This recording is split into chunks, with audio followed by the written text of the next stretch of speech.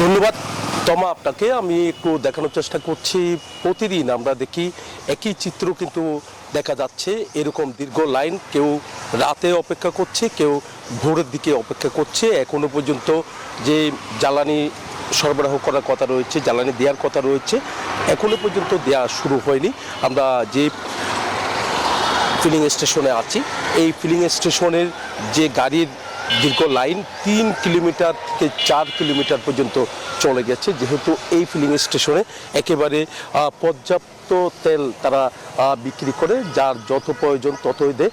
এই কারণে এই ফিলিং স্টেশনে সবচেয়ে বেশি এখানে অপেক্ষা থাকে।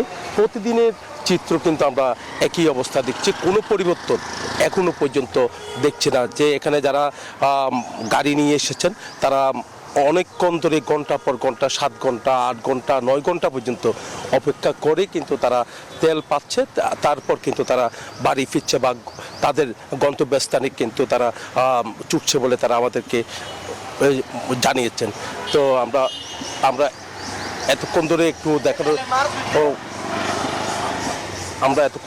দেখানোর চেষ্টা করেছি যে দেখতে পাচ্ছেন দীর্ঘ লাইন, সে দীর্ঘ লাইন দেখা যাচ্ছে, যেখানে একদিকে মোটর বাইক, অন্যদিকে কার সহ অন্যান্য যে পরিবহন, সেই পরিবহনের দীর্ঘ লাইন কিন্তু আমরা দেখতে পাচ্ছি। এই ছিল আমার এখানকার সর্বশেষ। আমরা ফিরে যাচ্ছি আমার সহকর্মীর কাছে। ধন্যবাদ নয়ন। আমরা এই মুহূর্তে যে তেল পাম্পটিতে আছি সেটি হচ্ছে মেহেরপুর শহরের একেবারে কাছাকাছি ব্রাহ্মণপাড়া তেল পাম্প, মা ফিলিং স্টেশনে। এখানে আমরা দেখছি যে ট্যাগ অফিসার যিনি দায়িত্বে রয়েছেন 8টার সময় আসার কথা থাকলেও তিনি এসেছেন 9টার পরে। আসলে এই ট্যাগ অফিসার সহ অন্যান্য মাঠ প্রশাসনের যে কর্মকর্তা যারা আছে তাদের অবহেলা বা জেলা প্রশাসনের উদাসীনতার কারণেই মেহেরপুরের তেল পাম্পগুলোতে এখনও কিন্তু বিশৃঙ্খল ফিরে আসেনি, কোনো শৃঙ্খলা ফিরে আসে নাই। পরিবেশগুলো আমরা দেখতে পাচ্ছি বিশৃঙ্খল। অনেকেই কন্টেনার বা বিভিন্ন ঢপে তেল নিচ্ছে। স্থানীয়দের একটা প্রভাব রয়েছে, স্থানীয়রা তাদের যে প্রভাব সেটি ব্যবহার করে আগে সিরিয়াল ভেঙে তেল নিচ্ছে। এর বাইরে যেটি হচ্ছে যে সেটা সাধারণ মানুষ যারা মধ্যরাত থেকে অপেক্ষা করছে তারা কিন্তু একটা দুর্ভোগের মধ্যে পড়ছে।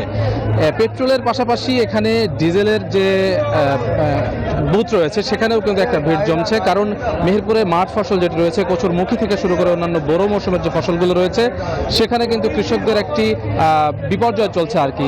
এমনও আছে যে কৃষকরা তাদের ফসল ছেড়ে দিতে বাধ্য হচ্ছে।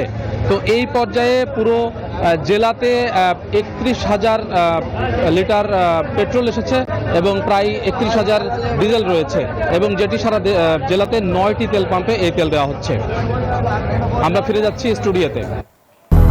200-র বেশি সার্ভিস ও ফিচারে লেনদেনের সব বিকাশ অ্যাপে সম্ভব।